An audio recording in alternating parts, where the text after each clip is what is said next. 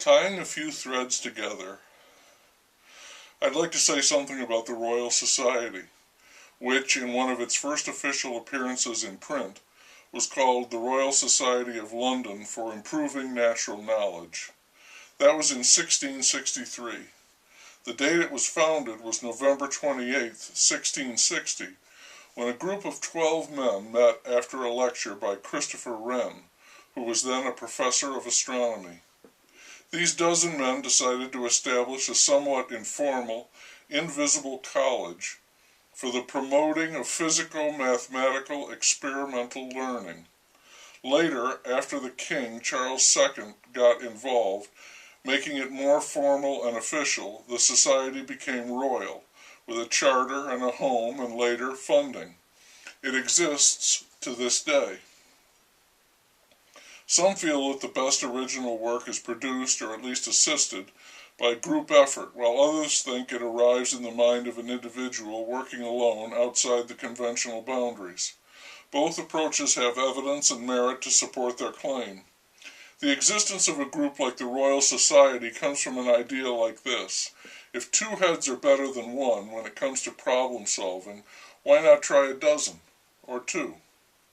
The founding members of the Royal Society took their inspiration, I think, from Francis Bacon, who staunchly promoted a way of looking at the world that was more rigorous and hands-on, if you will, than the theoretical model that preceded it. Best of all, the results obtained were reproducible. There was no guesswork involved. Bacon wrote that the only sure way of obtaining knowledge from nature was to test things by experiment. This developed from a philosophical outlook and approach into what became known as the scientific method, and that was the cornerstone of the Royal Society. It was, as they like to say now, the way they rolled. And they did roll. Their work changed the way people could live and continues to do so to this day.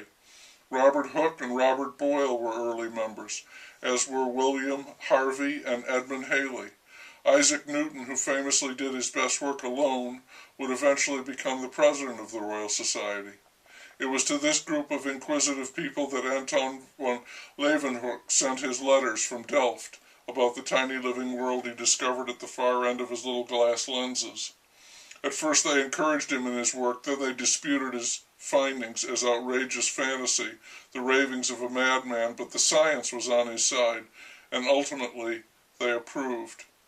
Benjamin Franklin would write a paper about his experiment with a kite and a key demonstrating the electrical nature of lightning and proudly admitting the scruffy colonies into the modern world of scientific discovery. Charles Darwin was awarded a medal for his work, but the citation excluded one of his most famous books on the origin of the species. The Royal Society has a long and honorable history of scientific success, but the highly prized discovery of an accurate way of determining longitude while at sea is not one of them. This ability, considered impossible by many, including Newton, was accomplished by a carpenter and a watchmaker working alone, John Harrison. It was crucial because maritime navigation was at the heart of every developing nation, and many ships were wrecked and crews were lost to starvation and scurvy due to navigational imprecision and outright failures. Britain, France, Spain, and Holland were all working diligently but ineffectually to solve the problem. Harrison realized that it could be done by comparing the time kept by two clocks, one set at the home port and the other aboard ship. The difference in time could be converted into degrees of longitude, with an hour accounting for 15 degrees. It took him 40 years and several working models before he perfected a device which, compared to his previous efforts, which resembled church organs, looked like an ordinary pocket watch. The undeniable fact was that it worked, and it worked in spite of the fact that he had no official standing and was certainly not a member, or a fellow, as they said, of the Royal Society. He lacked that imprimatur, and it took years before one of his sons could collect award money for his discovery. Harrison's chronometer worked because he was skillful and dedicated, and he never wavered from the principles espoused by Francis Bacon. He relied on nature, and nature led him to the truth.